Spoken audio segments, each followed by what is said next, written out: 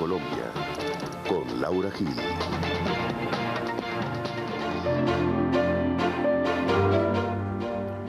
Buenas noches, soy Laura Gil y esto es Hashtag Internacional, un programa para debatir temas de Colombia en el mundo y el mundo en Colombia. Esta noche, Venezuela. Arde Venezuela en marchas opositoras y pro gobierno. Nuestro hashtag numeral crisis BZ. Bienvenidos.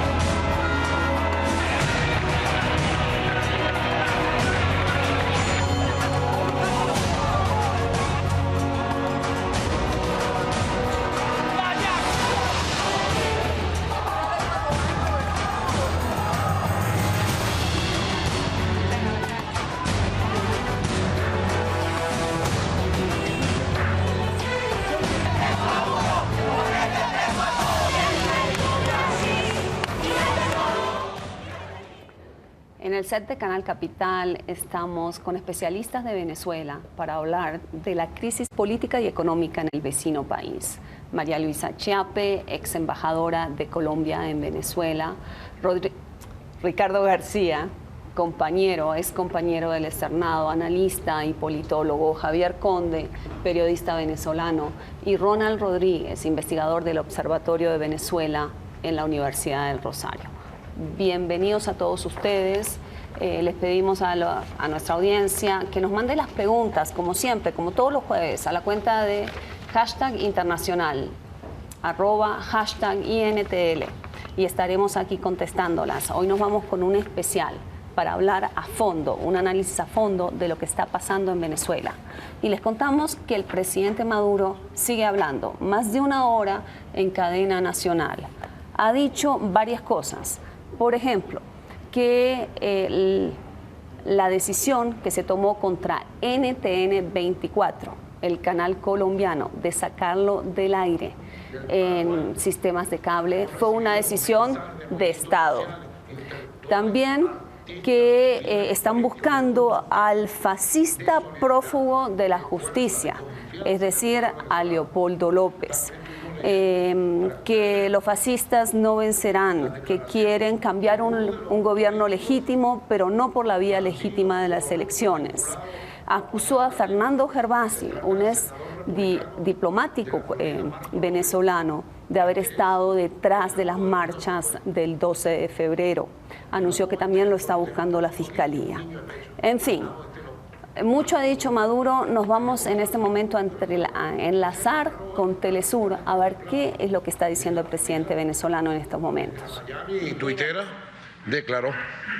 acusó hoy al gobierno venezolano de encarcelar e incluso matar a venezolanos inocentes y aseguró que el mundo debe despertar ante lo que está ocurriendo en el país. Él lo que está leyendo es un guión. A estos senadores, ¿no? Ellos no conocen el mundo, pues. A ellos les pasan guiones. Quien le hizo el guión ya tenía sobreentendido que en Venezuela el 12 de febrero iba a haber muertos por todos lados. Y esta era la acusación que tenían listas para hacer. Dice, acusó al gobierno de Venezuela de encarcelar e incluso matar a venezolanos inocentes. Y aseguró que el mundo debe despertar ante lo que está ocurriendo en el país. Rubio, miembro del Comité de Relaciones Exteriores del Senado, calificó los episodios de violencia como una ola de represión sin precedentes. Es lo mismo lenguaje del 11 de abril, igualito el lenguaje del 11 de abril. Ya esto estaba escrito, es un guión. Él lo lanza pues porque se lo pasa y le organiza una agenda y a las 3 de la tarde tenía que leer esto y paró. Ni siquiera sabe qué pasa en Venezuela, ni siquiera sabe qué pasa aquí. Llamó al presidente estadounidense Barack Obama a que condene los hechos. Bueno, sigue el presidente Maduro hablando de los hechos de violencia que tuvieron lugar en las marchas. Aquí la oposición acusando al gobierno, el gobierno acusando a la oposición. Les propongo que veamos una pequeña nota sobre lo que sucedió en estos últimos días en Venezuela y nos reencontramos aquí con el análisis. Veamos la nota.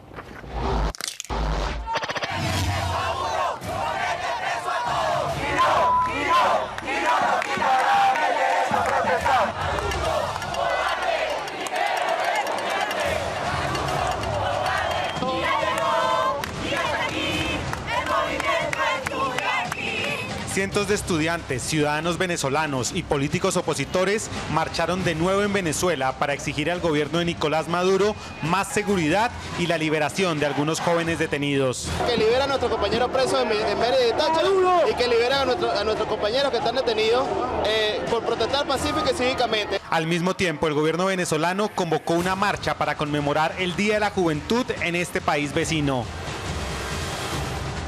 Líderes y voceros del chavismo y de la oposición instaron a los venezolanos a participar en las marchas convocadas en Caracas, unas a favor y otras en contra del gobierno. Venezuela está despertando ya, basta de tanta inseguridad, de tanta violencia, de tanta represión por parte de todos los poderes públicos del Estado, ya estamos cansados. Las marchas y los hechos violentos se extendieron a otras regiones del país como Mérida, Táchira y Aragua. El presidente venezolano Nicolás Maduro se dirigió al país. Pequeños grupos fascistas infiltrados en la movilización que hizo la juventud universitaria de la oposición, pequeños grupos infiltrados allí, destrozaron toda la fachada y las oficinas centrales de la Fiscalía General de la República y pretendieron asaltarla para agredir a la fiscal general el día de hoy. Toda la solidaridad del gobierno revolucionario, toda la solidaridad del pueblo de Venezuela con la fiscal general y el repudio a la violencia fascista, golpista de estos pequeños grupos. El gobierno de Venezuela responsabilizó de los hechos violentos al líder opositor Leopoldo López, quien aseguró que simpatizantes del gobierno infiltrados en la protesta fueron quienes promovieron la violencia.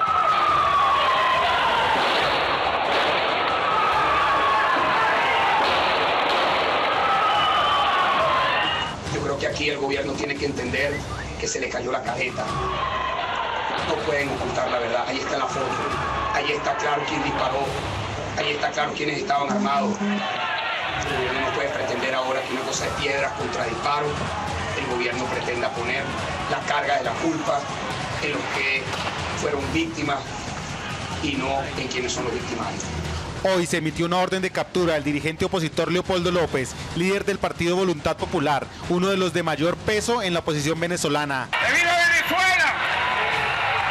Leopoldo López es uno de los 3 dirigentes que impulsan la táctica de ocupar las calles con protestas antigubernamentales.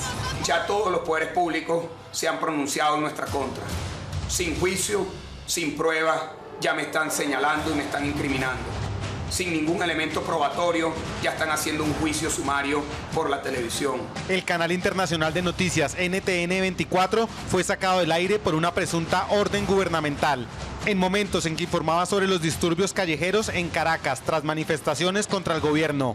Entonces, ¿para dónde va Venezuela? Bueno, acaba de salir del aire el presidente Maduro, ha dicho, estamos enfrentando un golpe de Estado en desarrollo contra la democracia y el gobierno que presido. Lamentó la sangre derramada en la ciudad capital a causa de la irresponsabilidad de grupos violentos que quieren imponer intolerancia y odio. Tenemos el corazón herido, dijo. Corrió sangre de hombres jóvenes venezolanos. Y cuando mencionó a las 2 personas fallecidas, Javier se equivocó en el nombre de uno de ellos, ¿verdad? Sí. Bueno, la primera pregunta que les haría es una pregunta que ya nos están empezando a llegar preguntas por las redes sociales. Y aquí Guillermo Mantilla pregunta, ¿es posible un golpe de Estado de la oposición en Venezuela? ¿Les parece si arrancamos con eso? Yo no creo en la teoría del golpe de Estado, sinceramente. Veo que lo que está pasando en Venezuela más bien es una acumulación de problemas problemas económicos, inseguridad, acumulación de insatisfacciones, y a medida que se van cerrando los espacios de diálogo y de protesta, digamos, de la ciudadanía, va quedando la calle como una opción. El Congreso, o sea, la Asamblea Nacional, que debería ser el espacio por excelencia para manifestar los descontentos, pues ya hemos visto cómo sabotean a la oposición cuando va a hablar, en fin.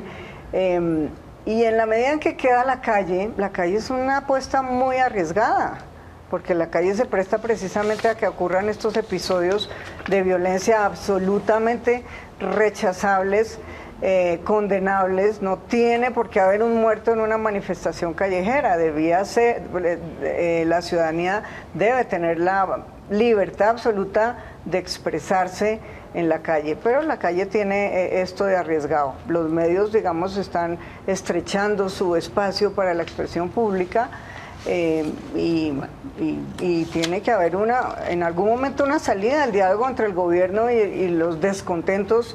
Es muy agresivo realmente. ¿Les parece si arrancamos, digamos, esto cronológicamente? ¿Qué pasó aquí, Javier? O sea, ¿por qué esto en este momento? Bueno, en Venezuela hay suficientes motivos para protestar, ¿no?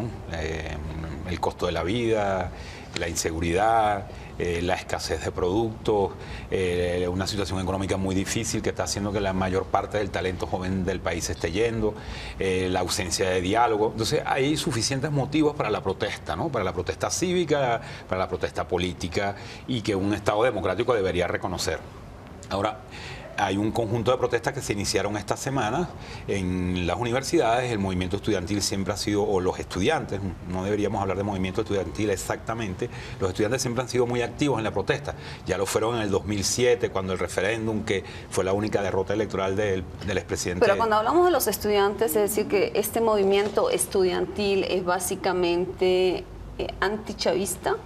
El más activo es antichavista. Activo, no hay un movimiento estudiantil oficialista claramente activo y presente en la dinámica política venezolana. Ni siquiera en las universidades públicas, Ronald. No, hay que tener en cuenta que incluso en el 2007 hubo algunos líderes del chavismo que participaron en el movimiento estudiantil y que hoy son ministros. Incluso el ministro de Educación salió de ese movimiento, o diputados. En este momento no tienen la visibilidad que tuvieron en el 2007. En el 2007 los chavistas tenían una visibilidad muy fuerte y el movimiento estudiantil de la oposición recibió, digamos, una respuesta desde el oficialismo con otro movimiento estudiantil, y hoy tienen protagonismo. Pero en este momento no podemos ver, como en aquel entonces, líderes definibles que uno pueda decir abanderan el movimiento estudiantil prooficialista, no. Sí, yo quería decir que esta situación, volviendo a la primera pregunta del golpe de Estado, me parece que este es un escenario, ideal para el gobierno de Maduro. Es decir, poner a la oposición en el plano de la violencia y ir a la confrontación directa es una situación que ya en el pasado le reportó beneficios al gobierno, tanto con el presidente Chávez, y se quiere reeditar. De hecho, Maduro ya está hablando de que esta situación recuerda los episodios del 2002 y del 2003. Entonces, es una situación desde ese punto de vista que el gobierno sabe manejarse mucho mejor que la oposición. El camino de la violencia, el camino del enfrentamiento directo, además de, uno pudiera pensar que haya algo de convicción en ello, es además una estrategia. Es decir, creo yo, es mi análisis, estoy empujando hacia que se presente una situación violenta, porque en esa el gobierno saca beneficios. Ya volveremos, digamos, a analizar detalladamente quién sale ganando esto, si el chavismo o la oposición, a quién fortalece, qué posiciones se consolidan. Pero ¿les parece si antes miramos un poquito más? O sea, entonces los movimientos, lo que sucedió, los movimientos estudiantiles salen a la calle, pero se encuentran ahí con unas marchas pro gobierno. ¿Por qué estalla la violencia? ¿Qué sabemos, Ronald, Ricardo, de lo que es? O sea, ¿qué información hay disponible de lo que llevó a los actos de violencia? A ver, yo no sabría decir exactamente si hay un momento de provocación o de infiltración, pero en todo caso, desde el punto de vista del contexto, es claro que después de las elecciones, aquellas reñidas de Maduro, en que Maduro ganó, salió ganador finalmente, lo que se ha formado es, pienso yo, una especie de equilibrio inestable.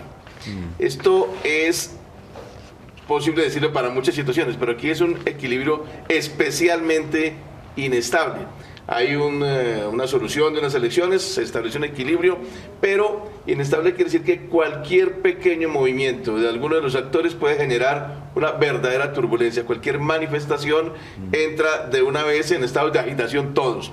Lo que se presenta ahorita claramente está indicando que se trata de una potencial inestabilidad en el equilibrio que existe político en Venezuela. Cualquier pretexto puede dar lugar a una agitación o a una degradación de la violencia en lo que es la expresión de una inestabilidad. Cuando una inestabilidad cobra expresión con manifestaciones, cuando surgen movilizaciones. La movilización aquí, ¿por qué? Porque hay una acumulación, como decían ustedes, de factores. Creo que el económico pasa a ser un factor muy importante, toda la crisis que hay desde el punto de vista económico, que en cierta medida es la dificultad estructural de lo que se llama el socialismo del siglo XXI. En realidad hay un tema económico muy grande que se expresa en desabastecimiento, a lo que se suma la crisis de seguridad. Todo eso hace explosivo el contexto que da lugar a que haya desestabilización en cualquier momento. Ahora, ¿en qué se expresa eso? En las manifestaciones que pueden tomar un estado de degradación en términos de violencia, de choques. Eso se expresa en que todo se canaliza en lo político, lo económico, el descontento social. Hay un gran descontento social. Se expresa fundamentalmente en un choque, en una tensión de choques cuyo futuro es la incertidumbre. Eso uno no sabe a ver si puede haber golpe de Estado o no, pero es incertidumbre. Yo diría incertidumbre. Pero cuando lo escucho a Ricardo, me remonta a tiempos pasados cuando con el presidente Chávez había gente que anunciaba una posible, o sea, una guerra civil en Venezuela.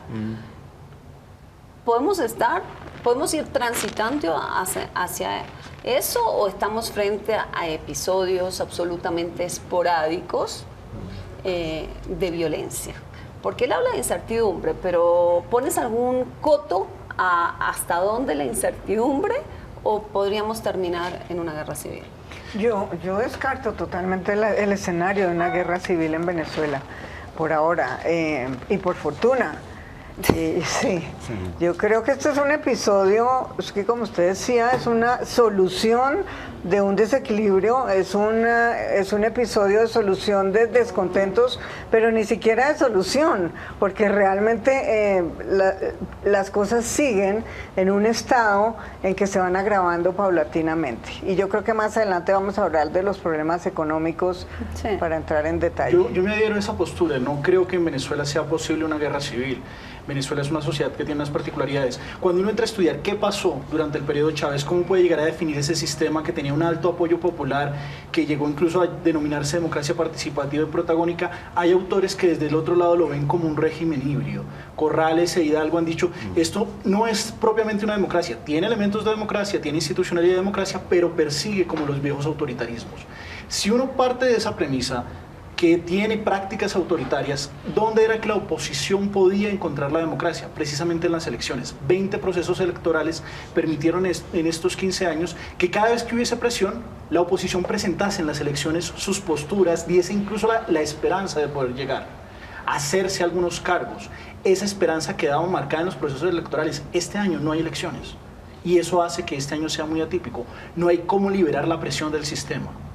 Incluso por el mismo chavismo. El mismo chavismo daba una lógica clientelar. Claro, pero a mí sigue, Javier, tú que eres venezolano, a mí sigue llamándome la atención por qué la calle, que María Luisa señala como, digamos, la salida a esa olla de presión, por qué la calle en Ecuador logra cambios de gobierno y por qué la calle en otros países no. ¿Cuáles son los factores que hacen que en unos lados sí y en otros no? Bastante complejo eso, ¿no? En Venezuela no ha ocurrido. En Venezuela no ha ocurrido. Primero porque, el gobierno tiene grupos, y eso está plenamente demostrado, tiene grupos armados y colectivos, los famosos colectivos que actúan en diversas partes de la ciudad y que son elementos que hacen que la gente tenga temor de salir a las calles. Y en estos tipos de conflictos, en este tipo de marchas, sus actuaciones son notorias, ¿no? Es decir, parecieran policías, pero no son policías, o fueron policías. El que murió, que el gobierno dice que era oficialista, era un ex policía además acusado de haber puesto detonantes, pequeñas bombas frente a la central empresarial, ¿no? Entonces, es algo atípico porque en Venezuela esos movimientos masivos que lo fueron hace años atrás no produjeron esos cambios, ¿no? Yo creo porque en verdad hay analizando aquellos hechos, yo diría que el gobierno tenía una fuerza importante y la fue recuperando, y eso fue algo que la oposición olvidó, aquella oposición. Luego la oposición, después de 2005 en adelante, entendió que el camino democrático, el camino de las elecciones era el camino que debería seguir, y hoy hay un poquito de regreso a esa situación. De duda. De duda, porque frente al tema hoy de la salida institucional. Fíjense, un ausente de estas cosas, de la marcha de ayer, es que Capriles no habló ayer, Capriles habló hoy. Y habló hoy para advertir a ciertos sectores del mundo opositor que cuidado con las salidas extremas. Y fíjense que María Corina Machado o Leopoldo López han venido hablando todos los días. Yo quisiera ensayar una reflexión a propósito de la muy interesante pregunta que hace Laura en el sentido de comparar Ecuador con Venezuela. En el caso de Ecuador, antes de Correa, había por lo menos dos elementos que eran muy comunes en su historia. Siempre existía contradicciones fuertes entre las distintas instituciones del poder, o sea, entre Corte Suprema de Justicia y Gobierno, o entre Gobierno y Congreso. Siempre existía esa posibilidad, lo que debilitaba mucho frente a la acción de masas, de los indígenas o del pueblo, debilitaba mucho la posibilidad de sostenerse un gobierno. Y por otra parte, había una gran volatilidad en el apoyo popular a ese gobierno. Bucarano, Lucio, etcétera, fácilmente veían volatilizar el apoyo popular, a lo que se sumaba esa contradicción entre los poderes estatales.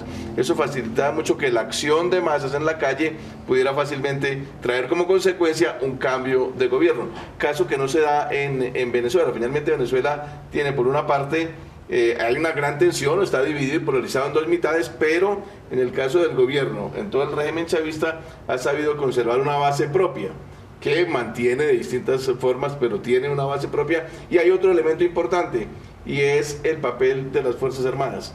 O sea, mientras las Fuerzas Armadas no se fracturen sensiblemente, no hay riesgo de una guerra civil o cosa por el estilo.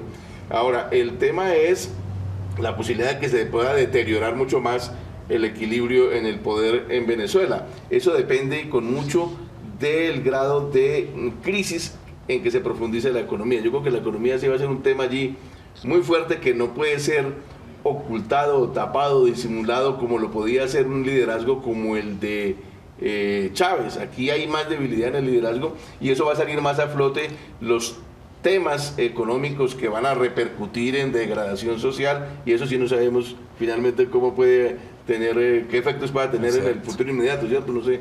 Laura, siguiendo con este mismo tema, ¿por qué en Venezuela la calle no termina por derrocar el gobierno? Yo creo que las reacciones de los gobiernos frente a la crisis de la calle en estos países vecinos pueden variar.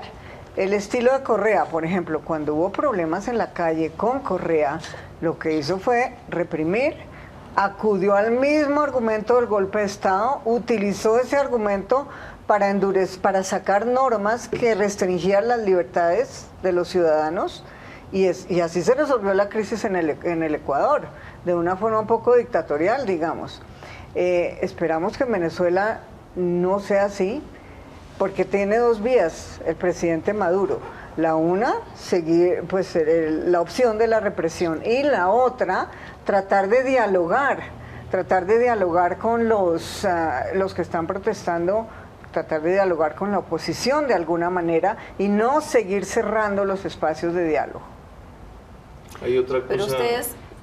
Hay otra cosa interesante allí, es que en el caso venezolano actualmente lo que apareció, ustedes ya lo están insinuando ahorita, como un hecho novedoso, es una especie de fractura en la propia oposición, ¿no? Es distinta la oposición, por lo que uno ve en los medios de comunicación. Los pronunciamientos de Capriles son muy distintos a lo que Leopoldo López y Corina hacen. Leopoldo López y Corina plantean la solución de la calle, la manifestación permanentemente como opción de acabar con el gobierno de Maduro. Esa es la frase que simboliza la palabra salida. Salida, ¿cierto? Es para sacarlo. Han jugueteado, digamos, han sugerido mientras que Capriles Siempre le diría ha yo más costado... inteligentemente, más o menos en la dirección que decía ahorita nuestro colega aquí, periodista de Venezuela, plantea una cuestión de más, una solución más duradera, pero más efectiva y más segura, ganando legitimidad con las reglas democráticas. Es lo que me pareció que Capriles se separa un poco para postular una posición distinta a lo que le ha merecido como críticas, pero yo creo que va a una posición mucho más, de pronto, buscando una alternativa en el futuro. Pero primero hablemos, les propongo hablar primero de cómo vemos al chavismo frente a esto, porque tiene dos opciones, como decía María Luisa, o reprimir o buscar el camino del diálogo. Anteriormente, Chávez tenía un discurso muy duro, pero finalmente tendía puentes, ¿verdad? O sea, tenía un patrón de hacer eso. ¿Estarían de acuerdo en que ese era un patrón que utilizaba, que usó Chávez en varias ocasiones finalmente?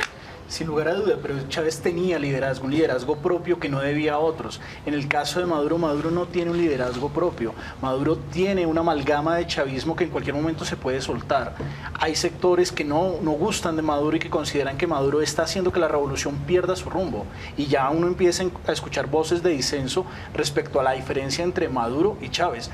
Tiene a los militares que siempre van a ser un factor de tensión. Los militares no van a hacer pronunciamientos, no van a decir por qué salida se inclina hasta que actúen. El militar en Venezuela tradicionalmente, cuando aparece como golpe de facto para ser el fiel de la balanza. Y por otro lado tiene unas lógicas dentro de la misma revolución, sobre todo algunas de ellas contaminadas por el lado de la corrupción, que les interesa que continúe un statu quo donde ellos están sacando beneficio. Entonces, Chávez podía exigirle a sus fuerzas plegarse a una negociación o incluso podía tender los puentes porque ellos tenían que obedecerle. En el caso de Maduro, Maduro no puede hacer esto. Incluso en algunos momentos muchos llegamos a creer que Maduro iba a ser un poco más moderado. Pero cuando intenta ser moderado, es como si las fuerzas chavistas empezaran a fracturarse y de inmediato vuelve más radical su discurso. No tiene el mismo poder de Chávez. Eso le hace más difícil negociar. Exactamente. ¿Y cómo se planta Maduro frente a Diosdado Cabello, que es su contradictora dentro del gobierno, Javier? ¿Cómo sale de esto? A ver, esta situación de enfrentamiento tan frontal con la oposición, yo creo que ayuda a que la diferencia entre Maduro y Diosdado se aprecie menos. En ese terreno van a encontrarse, digamos, el gran núcleo chavista va a concordar. Y porque de ninguna manera Diosdado, que es el jefe de la Asamblea y es el hombre que ha atacado más duramente a los líderes opositores o a los dirigentes opositores, a los diputados, a María Corina, que fue golpeada dentro de la Asamblea, y a otros, él no da ningún resquicio para la posibilidad del diálogo. Si Maduro fuera a abrir algún espacio para eso, sería acusado de traicionar el postulado revolucionario ¿no? Y no impulsar el socialismo como se debe impulsar, y sería acusado de blando, precisamente lo que ahora está siendo acusado Capriles en el otro terreno. A Capriles lo acusan de blando por no impulsar la calle. Es decir, que esta zona, este conflicto ayuda, por un lado, abre una brecha en la oposición y por otro la cierra un poquito en el mundo opositor, ¿no? La relación, por eso la situación de la oposición es muy difícil, es muy compleja. Hacer una política que permita ciertamente nuclear aún más gente, porque de hecho la oposición ha venido creciendo electoralmente y eso lo demuestran todos los registros, incluso en la última elección con Chávez vivo, ya hubo un crecimiento importante de la oposición contra un decrecimiento porcentual de Chávez, siendo un candidato, ¿no? Entonces, eso es obvio, ¿no? Pero en este momento las fuerzas empujan internamente a la oposición para que se vaya a la calle, ¿no? Y eso va a ayudar al gobierno. Esa situación va a ayudar al gobierno porque se va a nuclear frente a esa posición. Por lo mismo que decía que el liderazgo de Maduro no tiene la capacidad, por ejemplo, para abrir el diálogo, para llamar a la oposición y para plantearse, por lo menos debatir, por ejemplo, el tema de la inseguridad o el tema de la situación económica. No lo va a hacer con la oposición. Quisiera agregar una cosita allí, Laura, y es el hecho de que en materia de discursos es clara la estrategia lingüística del gobierno con Maduro a la cabeza, como es la de siempre levantar el fantasma del posible golpe de Estado. Eso hace parte de una estrategia que busca legitimar. Ellos cuentan con un bloque muy importante de votantes y de electores y de sectores y organizaciones populares. Es legitimarse sobre todo en ese sector a partir del discurso de levantar el fantasma del golpe de Estado por parte de la oposición y con el lenguaje, digamos, estigmatizador de fascistas, ¿no?, a unos y otros de la oposición. Ahora, el problema es que aún así eso sirve momentáneamente. Yo no creo que sirva permanentemente por el grado de crisis económica que enfrenta Venezuela. A mí me parece que con todo ese discurso debajo de él, Maduro tiene que optar por una salida que es retroceder en el proyecto revolucionario del socialismo del siglo XXI, sobre todo en materia económica. Tiene que tomar una serie de medidas muy importantes en materia de control cambiario, en materia de expropiaciones, en materia de hostilización a los empresarios por el desabastecimiento que hay allí tan importante. De manera que yo creo que la salvación del proyecto chavista es echar un paso atrás en el propio proyecto chavista. Ahora, usted preguntaba ahora el tema de Diosdado y de Maduro. El problema es que Diosdado es como una especie de dique contra ese paso atrás, ¿no? O sea, Diosdado no deja dar el paso atrás. Esa es como, se amarran las manos un poco a eso. El poquito margen de maniobra, Ronald, que tiene Maduro, justamente la poquita legitimidad que tiene adentro del chavismo, justamente para dar marcha atrás en el proyecto chavista. Nosotros nos vamos a una primera pausa y cuando volvamos nos dedicamos a estos decenas y decenas de preguntas que tenemos aquí. Ya volvemos.